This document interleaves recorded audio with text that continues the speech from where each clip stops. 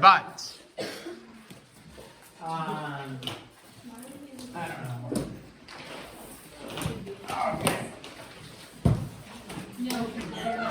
I actually want to let's do this. We'll try to get through this lesson, and then no, I'm not going to try to maybe, because then you're gonna demand it, and it's like, okay, never mind. Cookies and milk. So we will see how we do. Okay, slope-intercept form. So we're talking about equations of lines. We've learned two equations formally. Okay, the two equations. One of them, this is 5.3. So one of them we learned is this: ax plus by equals c. What equation is that? What is that called? The standard. Standard. Sometimes you hear it called general. That's fine. General form or standard form. There you go. So you know that. Then the equation we worked with yesterday, m equals y yeah. And what does m stand for? Slope. Slope, right? We talked about that. We would think it's the letter S, but what does that stand for in math? Distance. Yeah, distance. It's crazy. So here we go there, and then what we're learning today is y equals mx plus b, and that is your slope-intercept form. Now a lot of people call it the y-intercept form, but that's because it crosses. We're talking about where it crosses the y-axis, but it's called slope-intercept form, not y-intercept form. Okay, so make a note of that. It's important to get the name correct. So slope-intercept form. When an equation is in this format, it means y is by itself, everything is on the other side. And it's a line. It has to be a line.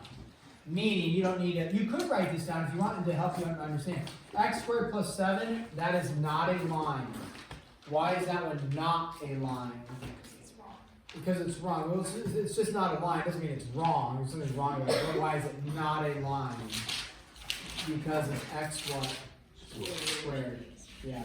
So since it's x squared, it is not a line.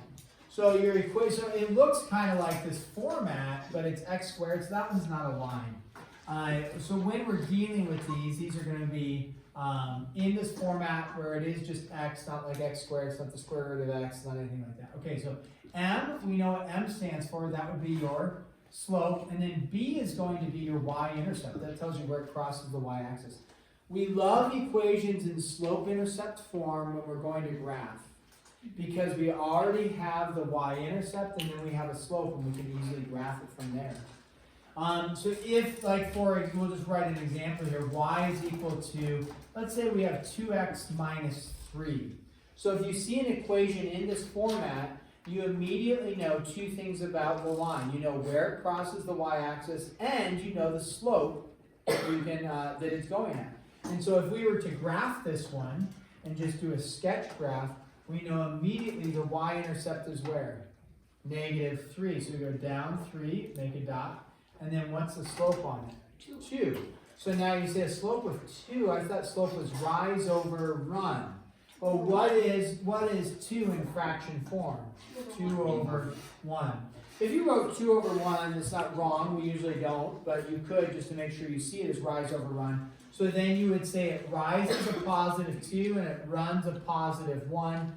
You make a dot there and then draw your line like that. And so we really like when it's in slope-intercept form. We like that to graph because you know your y-intercept, you know your slope, and you've got 2 points then and you can connect the dots there. Okay, so that's the basic idea of slope-intercept form. In this, let me see here. What do we want to do? Let's do some problems here. So, yeah, this is good. This is going to say state the slope and y-intercept.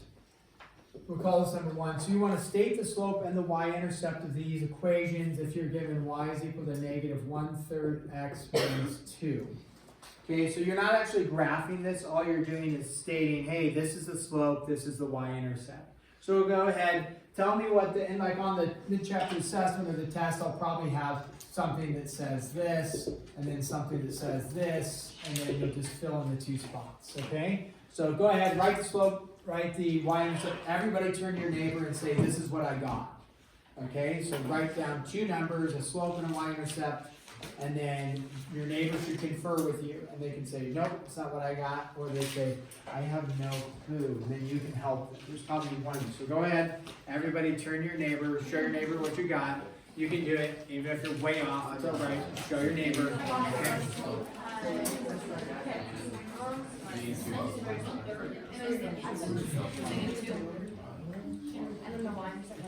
Okay. Okay, so we did a quick discussion, that's great. The slope is always the value that's multiplied to the x. What's the value multiplied to the x? Negative 1/3. It's not negative 1/3 x, it's only what's multiplied to the x. The x is not included, so it's negative 1/3. Then what is the y-intercept? Negative 2. That's the y-intercept. It's the part that isn't multiplied to the x. It's still attached, but it's attached to subtraction. Okay, let's try another one. Let's try something a little more challenging. Here we go. Write the slope, y-intercept, confer with your cheat mates. Go ahead. Confer. Oh, what? I mean, talk to your cheat mate. So it does have a slope and it does have a y-intercept. It does, even though you look at it and you're like, oh, it's missing something.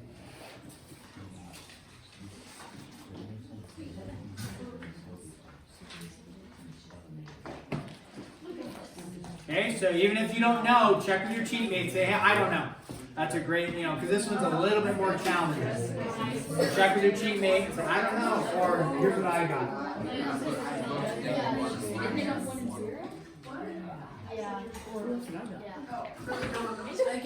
Okay, here we go. So the slope is whatever is multiplied to the x. When you look up here, what's multiplied to the x? Well, a negative, right? But what's the number we don't write? Negative 1. So when you write the slope, negative 1 is great. You could write negative 1 over 1. See rise and run, that's fine. But you're not going to see that as an answer. You're going to see negative 1.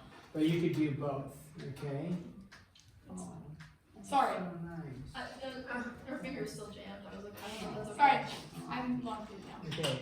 What's the y-intercept? I heard a lot of people stating it. What is it? 0. 0, because it's we don't write it, but it's plus 0 there. There's nothing there, so that is the y-intercept thing. Think about, right? The y-intercept at 0 would be right there. Okay, let's try this one. Y equals 5 plus x over 7. Oh yeah, there's a little tricky one. Okay, y equals 5 plus x over 7. So again, just give it a shot, and then if you're like, I really don't know, and that's okay. You can ask your support team. If they don't know, that's okay too. This one's definitely a little bit trickier.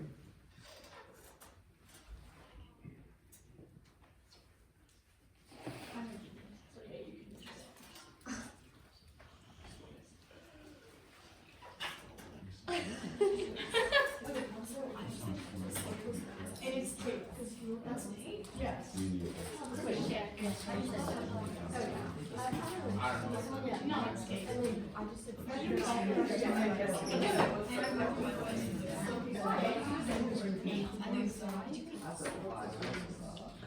What'd you get for the years? 5? Wait for the stone. You get 1. Oh wow, thank you. You're just a genius, aren't you? Do we go on? No. I mean, if you buy them at lunch. How much are they? $4? For Is it? 2. Oh my. Is that a But there's also a military discount to 50%. But I'm in the military. My grandpa's in the military. Is this actually bad? Are they good? I knew they were. Are those like Eggos? I think you're taking them. I think it's Like heavily laced in butter. That'd be good. It's Eggos. It's because it's an egg. No, it's because he took the top part off. No, I didn't take it off. It fell off. It just like flew off. So it's bad quality. It looks a little like a soggy. I don't know. Just. It's going back for more. It needs a nice hot cup of coffee or an ice cold glass of milk. Or some. And a lot of butter and soda. Not whole milk. We got those hot off the press with butter and syrup in there. That's a good deal. What a genius. Ow! I don't know. This is really chewy. Yeah, it's probably undercooked. What? Yes, he Okay. just said understood. Sorry, we're back here. Let's go with what's the y-intercept? That's good. That's good. 5. Y-intercept is 5. I just switched the order on you, right? But it's the value that's not multiplied to the x, it's the value that is added to the x. Now, what's the slope on this? 1/7. Very good. A lot of confusion on this one would be, is that it's like 7, or because it's like, well, I just see it divided by 7. But what's on that x, we just don't write it. 1, right? I have skills. Now, if this was, let's say, 3x over 7, You're 7. Oh, no. then if it was that, what would the slope be? Just 3. 21. No. It's still 3/7. Oh. 21. Because you have to consider the 7, right? And usually you don't see it written this way, but it's 3/7 x. This is Okay, Naomi and Nico, you have one option. 2. One is, pay attention, within reason. I allow a little bit of, back and forth. Or 2 is you just separate and move. So since you probably can't handle it, most likely, remember Jed and Can you move your that guy, here and there? right? So one of you is going to move. Can we try switching the backpack? No, Okay. I don't know why you're back there. So who's going to move when the time comes? I can. Okay, okay. Who would like to sit in Naomi's seat? Me. Or are we going to move Naomi too? Yeah. No. It just won't happen. The time won't Naomi, happen. we will banish you to an orange desk. And I can have these whole things myself. That's what the. But some people kind of like the orange desk because they're away from everybody. But for This is you, Naomi Brielle. Yeah. you might not enjoy that. So we're going to banish you to the orange desk. Okay, so You you have might two not enjoy options. it, so we're gonna be. Choose option 1 is the easiest. I think you should put it right in front. Just saying.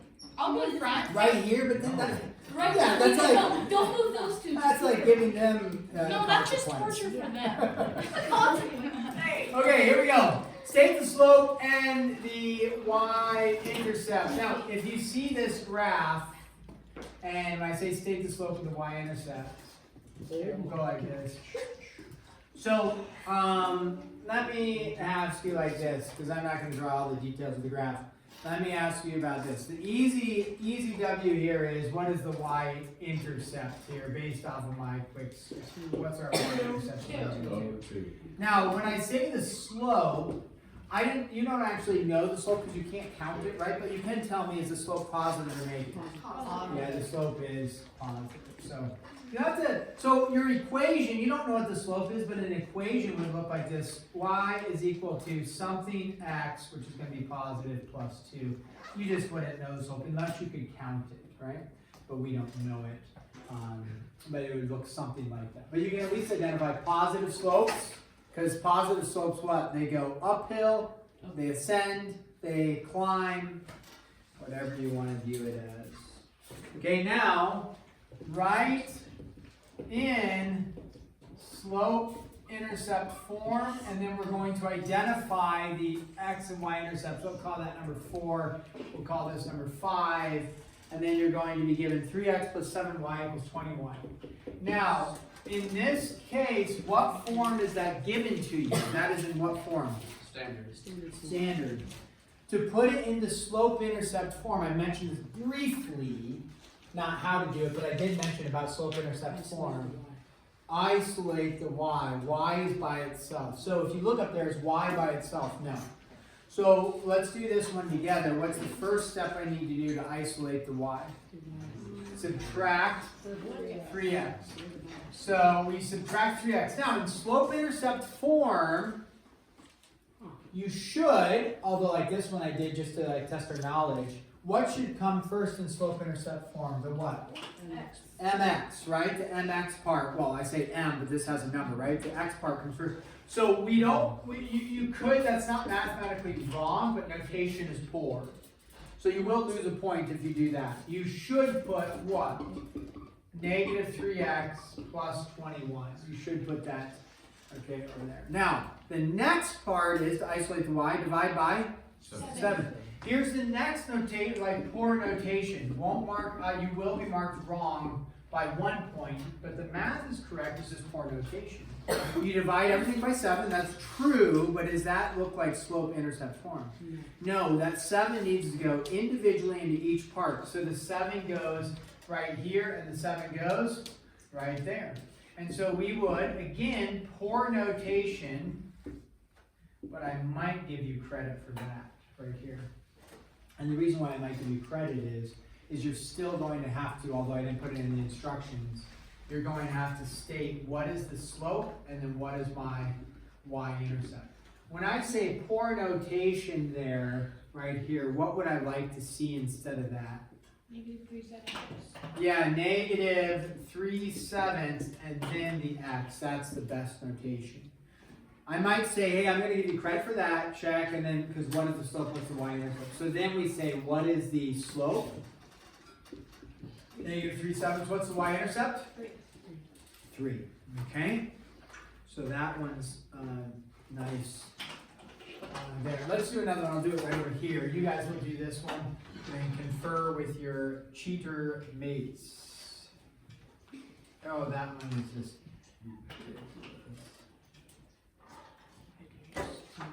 Okay, let's do this one. X equals 5y. And then put it in slope-intercept form, then state the slope and state the y-intercept. So you need slope-intercept form, and then you need what is the slope, what is the y-intercept. Check with your cheat mates around you.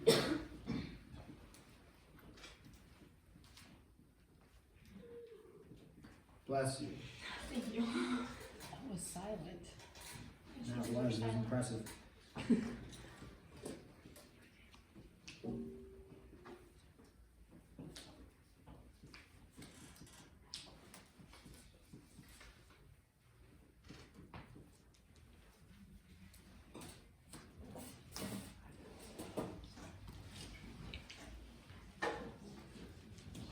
Okay, check with your cheat mates.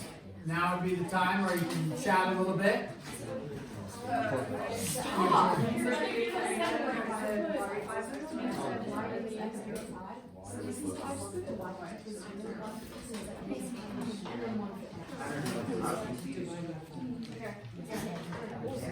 Okay, so you checked with your cheat mate, didn't give you much time, but you checked. Okay, here we go. When you put it in slope-intercept form, you need to solve for y, so you divide both sides by 5, right? So that cancels out. This, I would say, why do I not love, there's two things I don't love about that. It's not in slope-intercept form. Well, it kind of is. I don't like the y on the right side, correct? So I'd actually want to write this as y is equal to x over 5. So do the symmetric property, the swap piece property. Then, what's the best notation? 1/5. The best notation is y equals 1/5 x. I might give you credit for x over 5, but we really want to get into being able to transition into the 1/5 over x there. So then, what's my slope? 1/5. And what's my y-intercept? 0. We already did one like that. You know, so. Okay, then, let's do another one. We've just got a couple more here.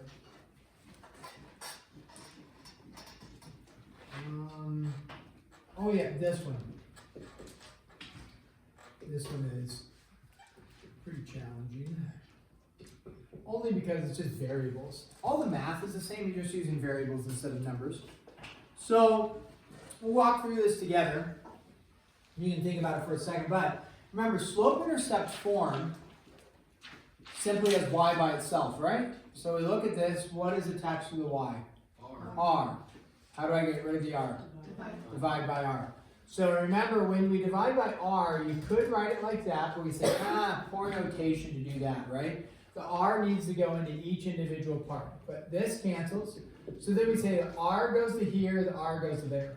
So we, on the back end, we just say t divided by r, okay? And then on the front end, remember, we've talked about this, sx over r. Is that the notation we want for slope being attached to the x? No. We really would prefer s over r times x plus t over r. A looks a little confusing because there's not numerical values, but the properties hold the same. What is the slope? When you look at this, you say what is attached to the x? S over r, right? And then what's the y-intercept? The y-intercept is whatever is over here, t over r. Now you don't have many of those problems. It's a pretty challenging algebra type problem because you're solving for a variable with a bunch of variables. So that can be a little bit more challenging for sure. If that, you maybe have one problem to try in there. So don't worry too much if that one becomes, a little cumbersome. The last one is, that I want to do for us is write the equation in slope-intercept form, then graph it. So we're just going to make sure we're comfortable with graphing it. Let's pick one that challenges us a little bit more. 3 times 2x minus 3. Okay. And then plus 1 equals 2 times y minus 1. Okay, this is the last one we're doing. So write that in slope-intercept form. And check with your cheat mate and then graph it. So you've got 3 times 2x minus 3 plus 1 equals 2 times y minus 1. We need to solve for y, right? We know that's slope-intercept form, y by itself, everything else on the other side.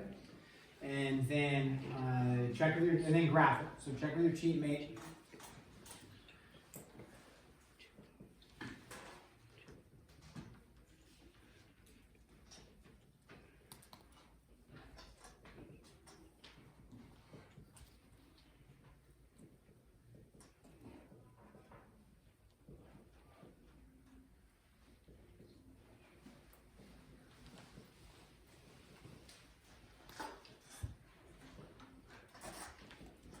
Does anybody know who the secretary is today?